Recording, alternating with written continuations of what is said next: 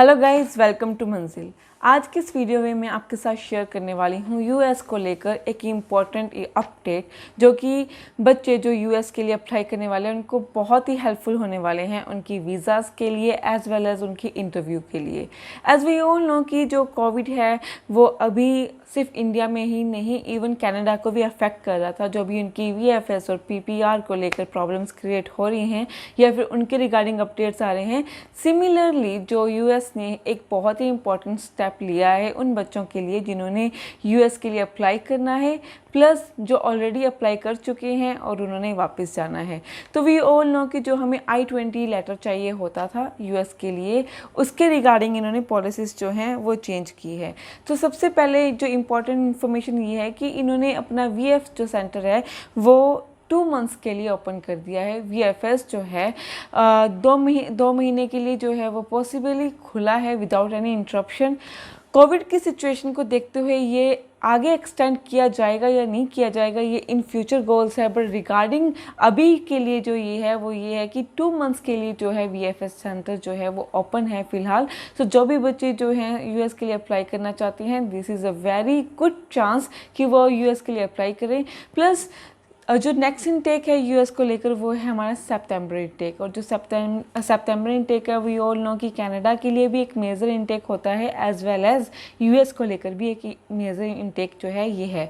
So US को लेकर जो सितंबर इनटेक के लिए जो बच्चे अप्लाई करना चाहते हैं तो ये 2 महीने उनके लिए वीएफएस सेंटर जो है वो ओपन है। वो अपनी फ़ाइल लॉन्च कर सकते हैं, अपनी इंटरव्यू के लिए भी प्रोसीड कर सकते हैं। प्लस जो बच्चे यहाँ पे बैठकर वेट कर रहे हैं वो भी अपना जो है वो रीलॉन्च करके अपनी जो आगे की फॉर्मेलिटीज़ हैं वो वीएफएस सेंटर जाके कंप्लीट कर सकते हैं।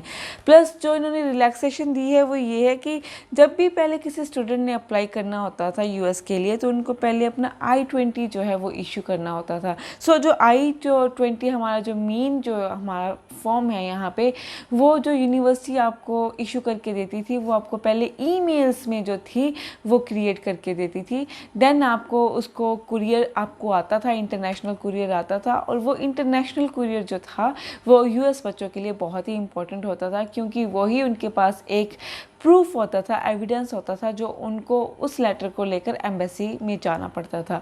पर right now we all know Covid के कारण जो वीएफएस सेंटर ही बंद है, प्लस जो कुरियर है वो इंटरनेशनल कुरियर है। सो कुरियर चार्जेस प्लस उसकी ड्यूरेशन, सो इसको ध्यान में रखते हुए यूएस ने एक बहुत ही अच्छा रिलैक्सेशन दिया है।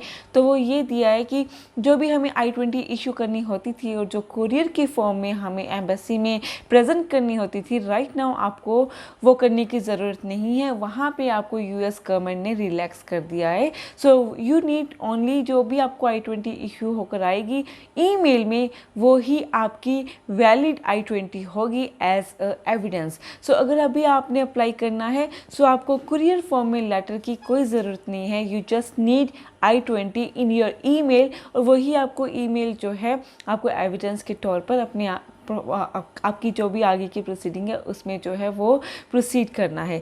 यहाँ पे एक बात ये है, क्योंकि अगर जब भी इस बात को ध्यान में रखूँ, इस बात में अगर टाइम बचा है, क्यों चाहे हम कोविड की सिचुएशन को डिफरेंटली एक तरीके में सोचें, तो सेकंड प्लस पॉइंट मैं आपको ये भी बताऊंगी कि अगर नॉर्मल केसेस में भी अगर I-20 हम प्रोसीड करते हैं इंटरनेशनल कुरियर को लेकर तो उसमें भी 1 महीना जो है वो लगता ही लगता है, क्योंकि पहले तो 10 से 12 दिन में यूनिवर्सिटी जो है आपको I-20 जो है वो इशू करके देती है। देन उसके बाद आपको I-20 इशू होता है, आपकी प्रोफाइल असेसमेंट होती है। देन जो इंटरनेशनल जो कुरियर सिस्टम है वो भी 10 से 15 और एक्सटेंड 20 दिन लेते ही लेते हैं। सो उसमें आपका टाइम, और कुछ यूनिवर्सिटी जो है आपको इस I-20 के लिए जो भी कुरियर इशू है इसमें आपको कॉस्ट भी करती है। सो यहाँ पे आपका टाइम एज वेल एज आपके जो पैसे थे जो कि कुछ यूनिवर्सिटीज़ आपको चार्ज करने वाली थी डिपेंडिंग अपॉन स्टूडेंट्स की वो किन किन यूनिवर्सिटीज़ में एडमिशन किए बैठे हैं, तो उनको इस बात का जो है वो बहुत ही ज़्यादा बेनिफिट हुआ है। प्लस इंटरव्यू को लेकर I-20 का क्या रिलेशन है। सो अगर I-20 अगर हमारे पास होगी तो ही हम जो है है आगे की प्रोसीडिंग्स कर सकते हैं।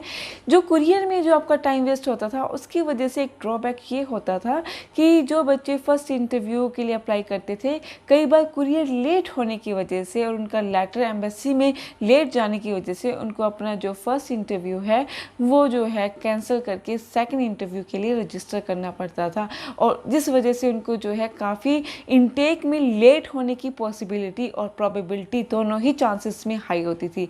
यहाँ पे इस कुरियर सिस्टम को हटाकर जो I-20 ईमेल सिस्टम में हुआ है, उससे जो बेनिफिट ये हुआ है कि अभी आप जो है राइट टाइम पे फर्स्ट इंटरव्यू के लिए अप्लाई कर सकते हैं। You do not need to go for second interview, जो कि आपको फर्स्ट इंटरव्यू जो बच्चे क्रैक करने वाले हैं वो आप बहुत ईजिली कर सकते हैं। So this is all about US study visa. Thank you.